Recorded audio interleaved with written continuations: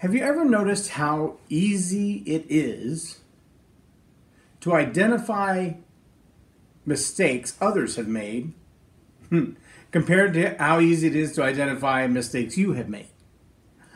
I find that all the time. In fact, I get really good at nitpicking like a little crow or a hummingbird at other people's attitudes or their behaviors or their driving habits or the way they get their work done or don't get their work done. I find myself looking very critically sometimes at the choices that people have made. And I find myself not just saying, well, that was a bad idea, but maybe even saying, well, you must be an idiot. Who taught you to drive like that?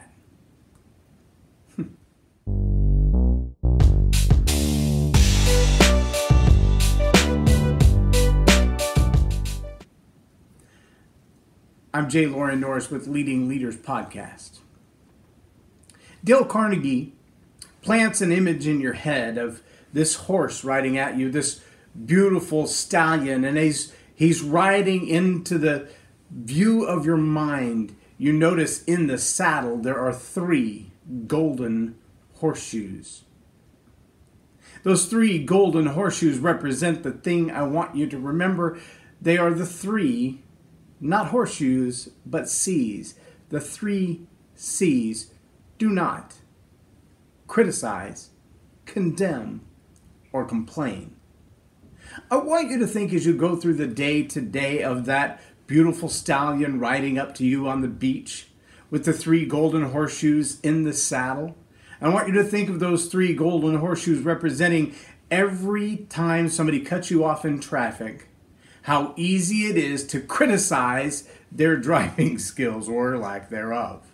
To criticize the work that they've done because it's so easy to see where they've fallen short of your expectations, which you never really clarified for them to begin with. I know because I do it. I find myself guilty of measuring people by a standard they didn't even know they were trying to meet. They're looking at life going, hey, I think I'm doing just fine. And I'm going, no, you're horrible because... But I never told them. I never laid that expectation on, or even better, I don't have any right to hold an expectation over their head. There's no relationship there that allows me to say to them, you should do this differently. I know I'm the only one. I mean, none of you would criticize somebody else's driving habits or the work that they do or the way they treat their children or the way they treat their spouse. Right. What about condemning? Have we ever labeled that little moniker on the end to say, where did you get your driver's license from, a Cracker Jack box? Of course. I mean, we call them idiots, we call them fools, or worse, when we see other people driving that way, or we see the work that they've done and we realize that it's subpar for our standards of excellence. And so we have a little name for them. But see, we don't stop there. No, we have to attack that other C too. We complain to others. It's like gossip. It's like backbiting. It's not enough for us to say, you didn't meet my standards.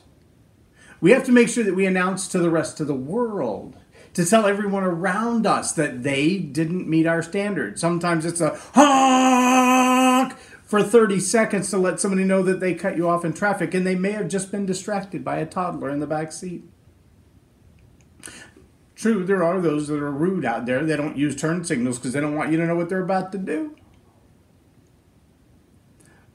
But I think sometimes we fail to give the benefit of the doubt, to think what circumstance or someone else's failure has caused them to do what they did. I was cut off in traffic yesterday, driving along, minding my own business, and all of a sudden the car in the lane next to me is in my lane. I had to drive to the shoulder, slam on the brakes, dumped everything in my car all over the place. But when I looked up, there was a merge lane next to them, and the other car, the driver was on the phone. So we could have had a 3-car pileup, or we could all swerve a little bit. I was the only one with 20 feet of margin space. There you have it. I can complain about it. I can criticize their driving skills. I can condemn them as idiots because they cut me off in traffic. But none of those things do any good for human relationships.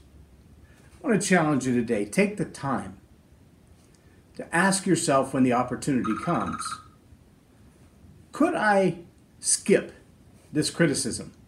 Could I hold my tongue and not complain? Could I let it go and not condemn the person who didn't meet the expectations that I don't have any right to hold over them? It's a leadership skill that takes a lot of practice, but it will build your relationships in an incredible way. I'm Loren Norris with Leading Leaders Podcast for Tell It Like It Is TV. Have a blessed day.